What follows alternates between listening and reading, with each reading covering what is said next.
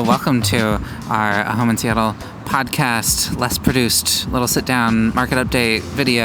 I'm currently doing probably what all of our clients are doing, which is like, I have a new match, because we're on a little like investment property hunt. So I keep interrupting conversations to be like, Alex, new match. So we're in Greenwood Finney right now. Yes. I was just saying we stopped at a little bakery, and we stopped at this really cute bakery. I think it's called Petit Pierre Bakery. But Finney is like the most aesthetically pleasing neighborhood. The main drag on Greenwood Ave is just a few blocks, but it's just like, it's cute. You could be on the East Coast. Yeah. There's like, I think it's nice here because there's a good diversity of housing. There's some newer apartments, some condos, some old craftsman homes. It's really pretty. It's people pretty. Out walking it. Yeah, there's bakeries, there's the bar studio, there's a couple consignment stores. So we're refining our podcast here, and we have segments now.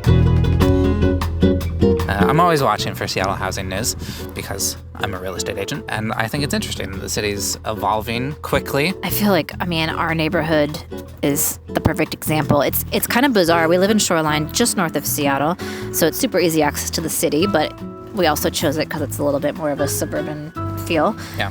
But now when we drive home, the light rail is like passing right by us. There's cranes with new construction, apartments, new townhouses going up anywhere, and I like it. It's kind of exciting, but also just bizarre to see the train in your suburban neighborhood. It's very cool. It's fun. Light rail opens August 30th. Mm-hmm. We're going to go to the launch party, I think, hopefully. We'll see, depending on how our 2-year-old is feeling. Yeah, so all the new stations are opening at the same time. This is all the way up to Linwood. Yeah, so there's like 2 in Shoreline. It only goes up to Northgate right now. 2 in Shoreline, Mount Lake Terrace, and Linwood. So 4 new stations. Yeah, that's pretty exciting.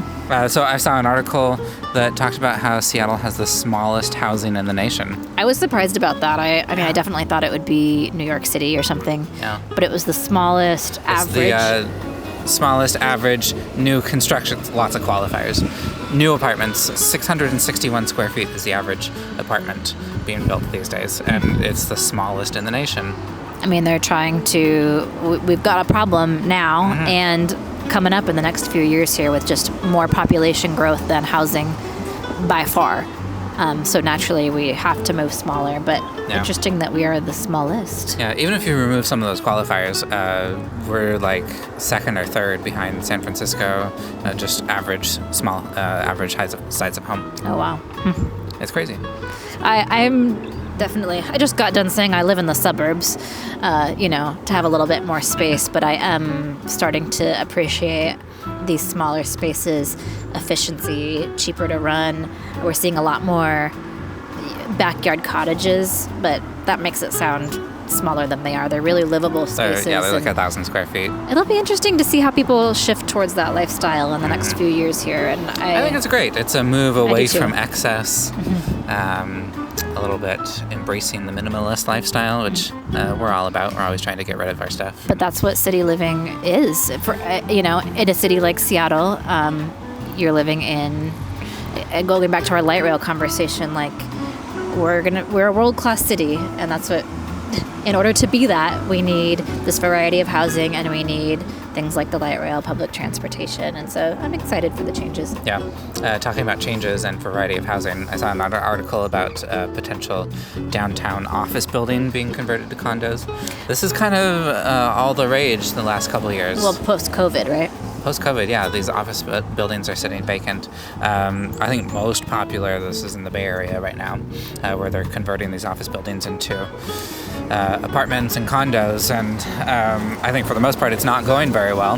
They're having a lot of issues because it's hard to make them livable. This might deserve like a full-on YouTube video. I think it would be super interesting. I'm curious about that too because, downtown Seattle has a mixed reputation. Yeah. So, are people moving down there? I was just looking up to see, as of March 2023, over 100,000 people lived just in downtown Seattle. So there are people living there. It has its issues. We're upfront about that here. Homelessness, drug epidemic issues, but it also has Pike Place Market and amazing restaurants and amazing views. Downtown Seattle's cool.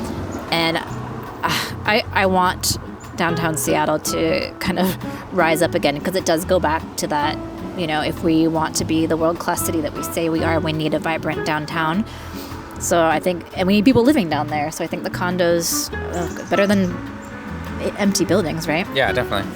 And just thinking about the city improving over time, I had a client recently who used to live in the Seattle area 30 years ago. They moved away to the Bay Area for a while, and now they're coming back. And she remarked that the water quality is marketably better, just like the rivers and lakes. Well, like visually when Sound. you look at it, yeah, it's clearer. Yeah, I thought that was kind of cool, and is kind of encouraging. Like all of these small changes over the years do add up eventually, and the city is improving, and it's getting nicer to live here. I like that positivity. I'm gonna take a croissant break. Croissant break. This is a flat croissant, which I don't know what it is, but it's dipped in frosting. I like the frosting part. I like it. Let's look at some data. I think that it's always important to think about how the market's going from like a holistic, boots on the ground perspective, but also having data is very helpful. I've seen a lot of articles and just in conversations with people, everyone's like, oh, there's no housing available. There's no inventory. There's nothing out there. But contrary, actually, this is the highest amount of homes for sale that we've seen since 2019. It's a very different conversation than we were having a year and a half ago, when there was no inventory. Yeah, and we're seeing homes sit on the market. Kind of same thing we've said the last couple weeks, which is finished, well-marketed homes are selling. Things that need a little bit more work, people are just a little less willing to, put the work in or see the added expense that it's going to be, and those are sitting on the market longer. With all of this, the median price has kind of stayed the same over most of the year. What is it at? It's about $950 right now for a single-family home. Mm-hmm. It includes townhouses and like older homes. Mm-hmm. And it's just kind of stayed level throughout the year. I think people are holding back a little bit. They're waiting. The Fed is supposed to announce rate cuts in a couple weeks or about a month. Yeah. And I've had a couple conversations with people thinking about selling their house. And usually I'm advising to wait until we hear whatever the Fed is going to announce. We're also kind of in like those last dog days of summer here. We're a week away from Labor Day. Things are generally slower this time of year as people finish up their vacations and, prep for school and that sort of thing. So that turning the corner around into fall and post-Labor Day is going to happen probably at the same time as some rate cuts, which will be really interesting. I think it's going to be a busy fall. Yeah, I think so, which we don't usually see. Usually things kind of slow down a little bit in the fall. Yeah, but I think more people are going to be willing to put their home on the market because they'll be able to get into their next home easier, and the lower rates will also shoot up demand. Like people are going to be willing to be out there house hunting because maybe they can afford something with a lower rate. So, what transactions are we working on? It's been kind of a busy couple of weeks. Maybe we feel like it's busy because we just got back from vacation. Yeah, but it has been busy, especially, like I said, for August. Mm-hmm. You had 2 closings last week. We've had 3 closings in the past week and a half period. Oh, the Burien House finally closed. High five. Yeah, way to go. We said that we were going to go out for dinner after that one. I don't think we did yet. We went to New York. We went to New York. Okay. No, we got a beer on the airplane for like $15 each to celebrate that. Yeah. So if you're unfamiliar, this is the house that we helped somebody buy a year and a half ago, maybe. 2 older houses on one lot. We went through the whole process. We condoized the whole thing so that we can sell them off separately. What does condoize mean? It's this really cool new process that is all the rage these days where you can build multiple units on one lot. The most common thing is like a main house, an ADU, and a detached ADU or DADU. And then you can sell them off separately by condoizing without subdividing the lot. Yeah, so just like if you think of a condo building, it's different properties, but they're all on one lot. And it's the same thing, they just look like houses often. Yeah. So this was 2 1940s houses. Our client fixed them up, just one of them. Lives in one. Lives in the other, and he's fixing that one up too. And we finally sold it, and it took a long time, mostly because of the condo process was very difficult. I think it was particularly difficult for us because it was kind of it wasn't a new construction situation. It was these older homes. There was 80 years of history, and it took, let's see, how long were we pending? 2.5 months? Yeah. And we really needed our team on that. Our escrow agent had to do a lot of legwork on that. We had to have, our client had to have an attorney file the paperwork to turn this into a little mini condo association. I was running around, running paperwork around. You were driving all over the city delivering plat maps and helping get stuff notarized. It was fun. It was stressful, but it's all done. It was all successful.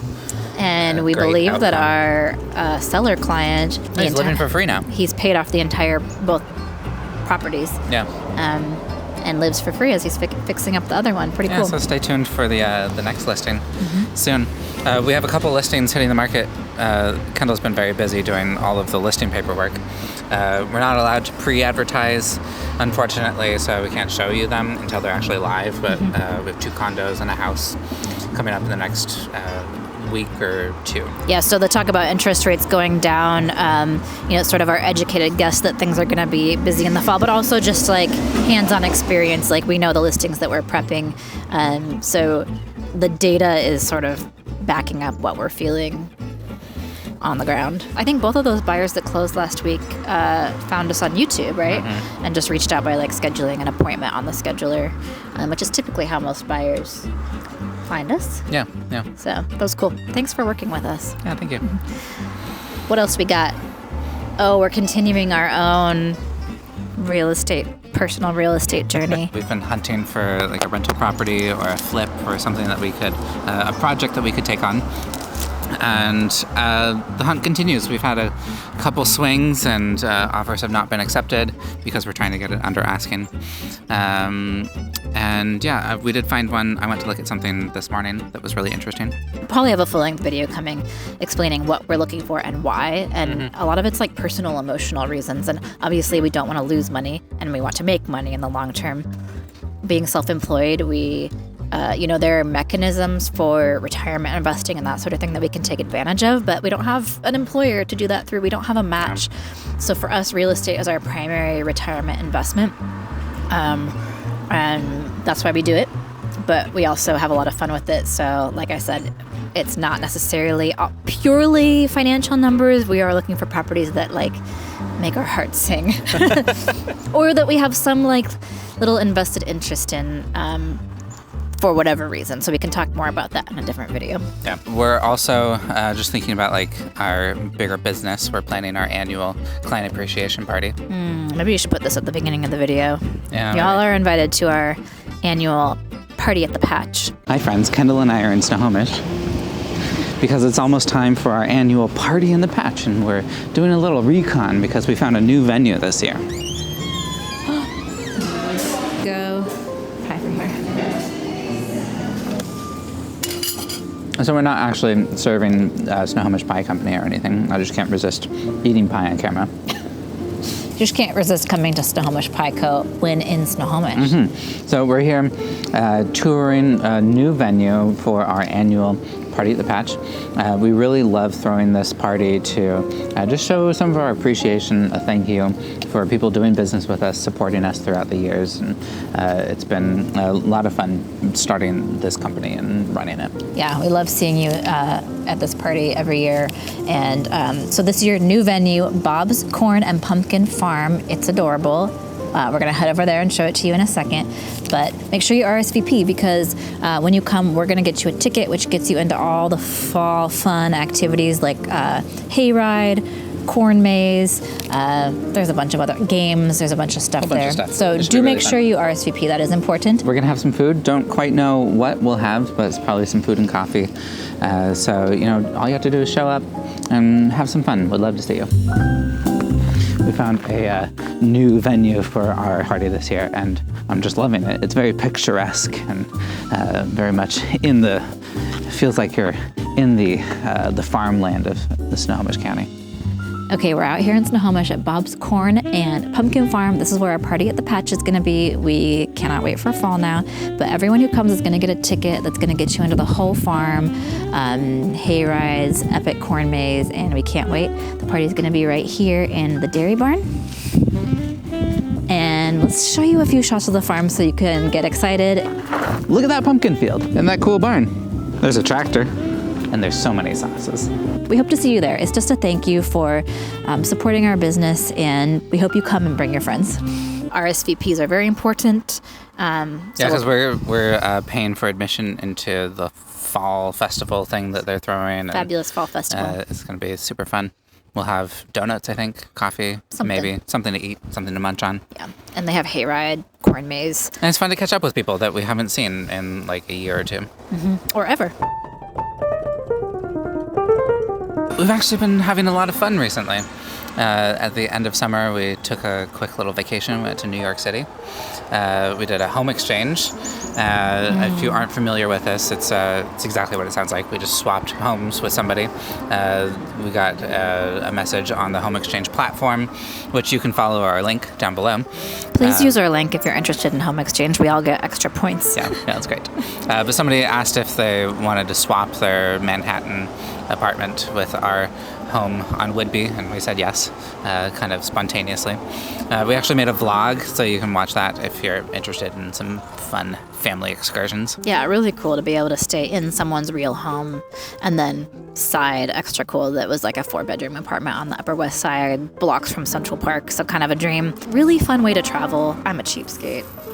I should say that.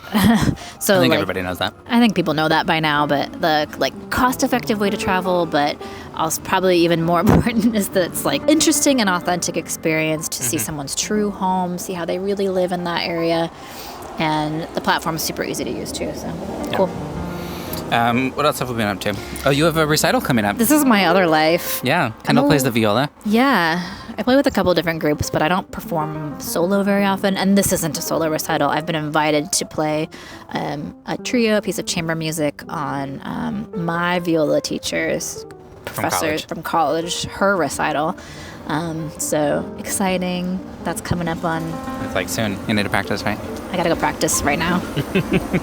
You're getting in like you're finding time for fun. Yeah, I am. I've been playing D&D for the past year and a half, which has been super fun. Does this tell you when you say that you play D&D, is it like people know so much more about your personality? I don't know. I think so. By saying maybe. That? Yeah, I've had a couple clients over the years who say that they play D&D with friends, and I've always been curious because I never played D&D. And so I put together a group of friends, and we've been getting together once a month for the past year and a half, and it's just a nice little way to unplug from everyday life and hang out with people. So if you're looking to make a home in Seattle, call Mortimer. Anyways, hopefully this audio worked because we're on a busy road. I think we're going to bring big microphones next week. We'll see. Yeah. If you have any questions, reach out. And if you're looking to make a home in Seattle, send a message. Let's work together. Bye.